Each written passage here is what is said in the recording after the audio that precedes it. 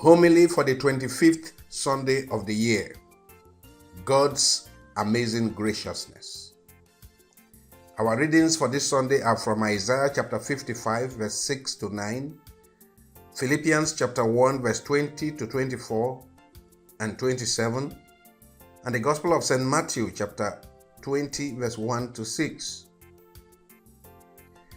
We often look upon God in very human terms.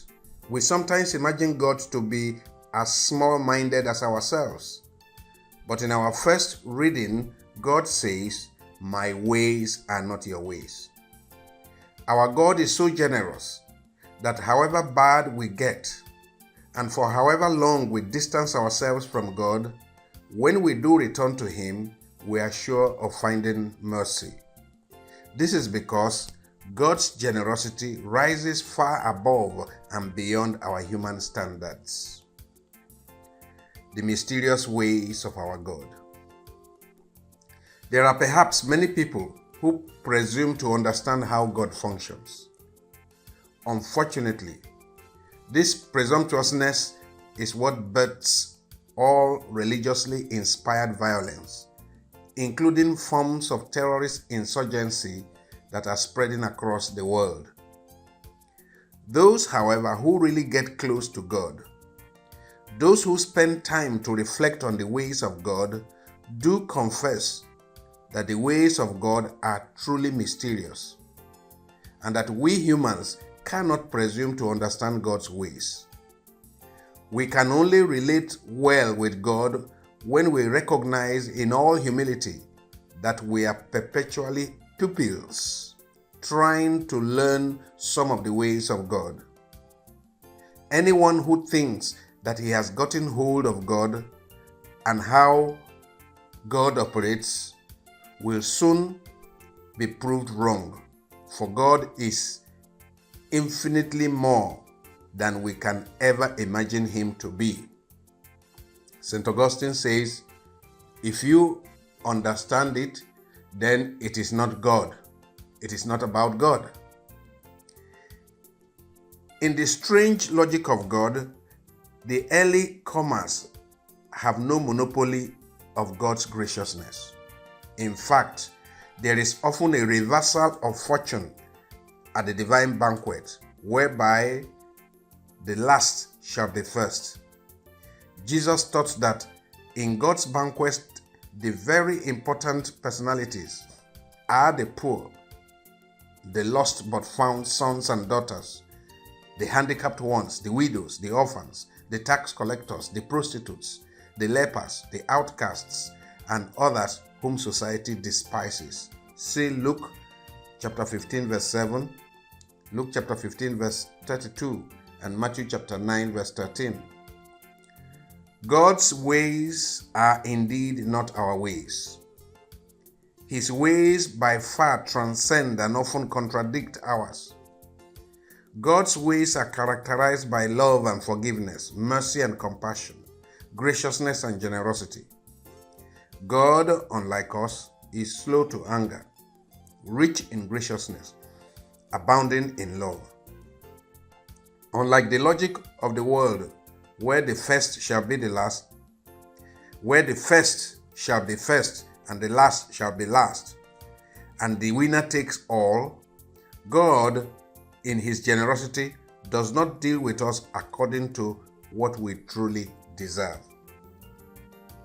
God, the God revealed by the prophets and ultimately by Jesus Christ, operates along parameters that are completely different from our human parameters. With the logic of God, the first place in heaven may not go to the early comers, the religious leaders, those who have spent the most hours in church, or those who have donated the most in church. It may go to the prodigal son who just returned home. God's amazing graciousness. The prophets began teaching the people of Israel about the universality of God's love and mercy. But Jesus came along and taught even more lessons on this subject matter. Through many parables, He revealed a God who has a preferential option for the latecomer, the lost sheep, the forgotten ones, the abandoned ones, the marginalized ones, and the poor. He emphasized the fact that all God's children are dear to him and that all his children are qualified to sit at the banquet of life. This is the sole reason why God sent his only Son into the world. The only condition he gives is repentance. Whenever repentance occurs, it lights up the heart of God, who has been waiting for generations for it to happen. The intensity of God's love is evident in the comparison between a mother's love and the love of God. See Isaiah 49 verse 15.